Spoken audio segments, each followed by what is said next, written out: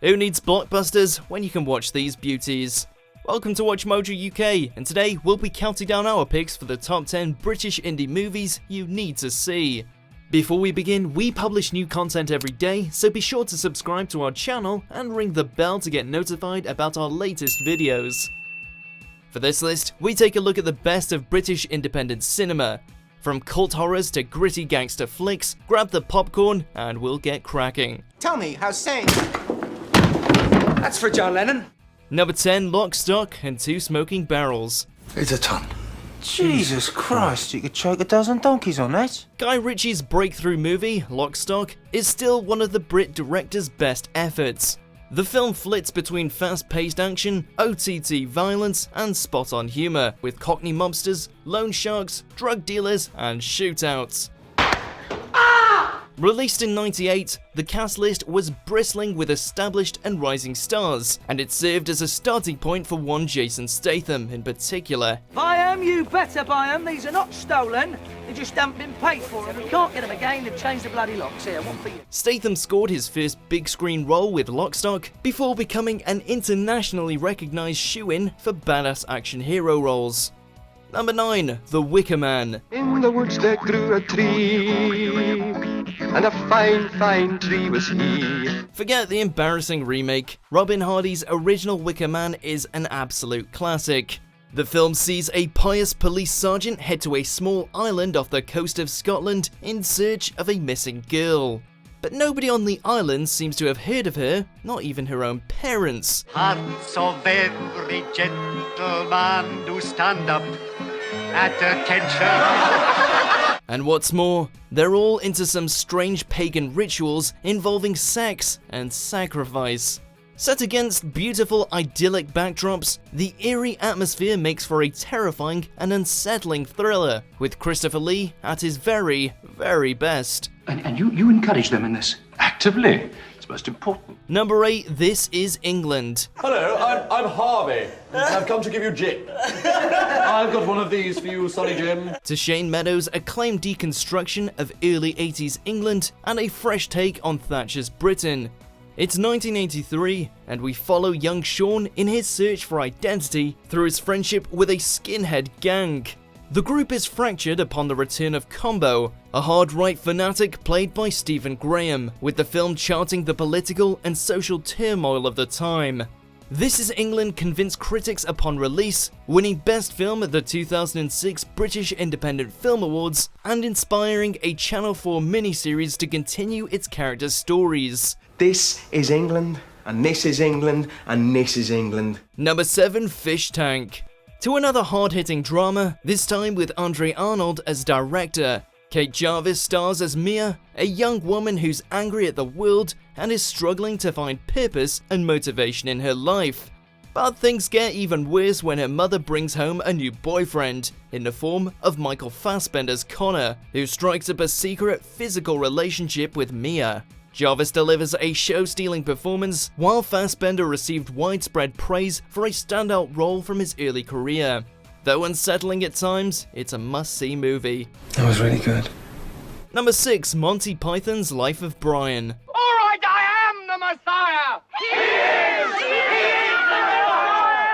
A bona fide British institution, Monty Python have had various surreal, big-screen success, but Life of Brian is probably the troupe's finest filmic achievement. Now you listen here. He's not the Messiah. He's a very naughty boy. Now go away. Brian, as everyone should know by now, is not the Messiah, but he did have the misfortune of being born on the same day as the Son of God, in the stable next door to that which Mary, Joseph, and Jesus frequented. Intelligent, funny, incredibly controversial, and eminently quotable, Life of Brian is indie comedy at its brightest. Always look on the bright side of life. Number 5, The Man Who Fell to Earth. I realise you've made certain assumptions about me. David Bowie takes the lead for this psychedelic sci-fi under the famed directorship of Nicholas Roeg.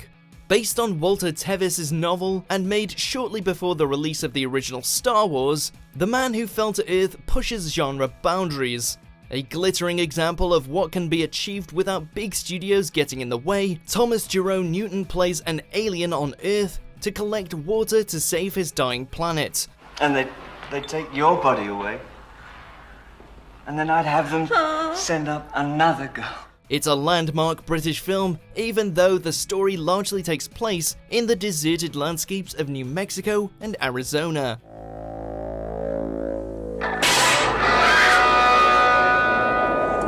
Number 4, Withnail and I. I called him a ponce. And now I'm calling you one. Ponce! Director Bruce Robinson's hilarious high points, Withnail and I glides back and forth from funny to full-on bleak, with an endlessly quotable script.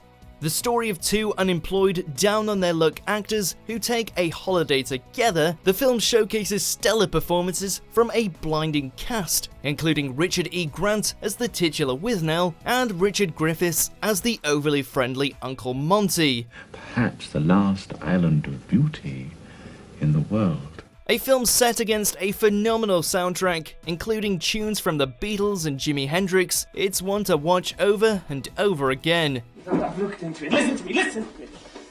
There are things in there. There's a tea bag growing. Number 3, Trainspotting. I regret to inform, sir, credit limit was reached on beats quite some time ago. An undisputed cult classic, and based on Irvin Welsh's first novel, Trainspotting follows the misadventures of 4 working-class lads hooked on heroin in 90s Edinburgh. From its iconic opening to an unforgettable end, it's frantic, dynamic, and it doesn't pull any punches.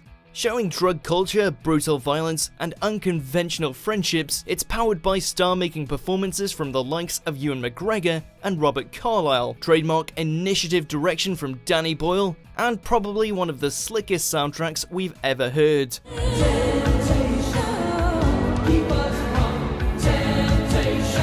Number 2, Kes. As you see, he started it. We could have included a number of Ken Loach's films today, but Kes has to be the director's best work. The story sees Billy Casper look after and train Kestrel, set against the backdrop of a late 60s mining town in Yorkshire. Adapted from Barry Hines' A Kestrel for a Knave, the film was largely shot on location with local actors, a move which prompted some American criticism because of the heavy accents. It got confetti on elastic, that's how tight-fisted he is. The language might be tough for those across the pond to grasp, but Kes is one of Britain's best and most heartbreaking films. So what are you going to do about it? Bloody killing yourself, that's what you want. Before we unveil our top pick, here are a few honourable mentions. So, what did you call me here for? What, is that the idle banter over with? Priest etiquette. Start with the small talk.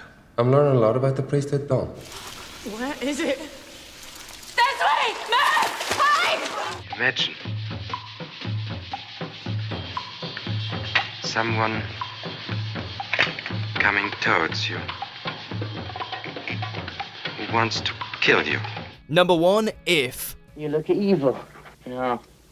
My face is a never-fading source of wonder to me. The winner of the Palme d'Or in '69 and the taker of today's crown, it's the film which first brought Malcolm McDowell to the big screen, and the movie which confirmed Lindsay Anderson as one of the most respected and influential indie filmmakers in Britain. Your hair's still long. Get it cut. A clever satire of British society built around a boarding school, If moves from a relatively straightforward story of oppression and rebellion to become a standout cinematic experience.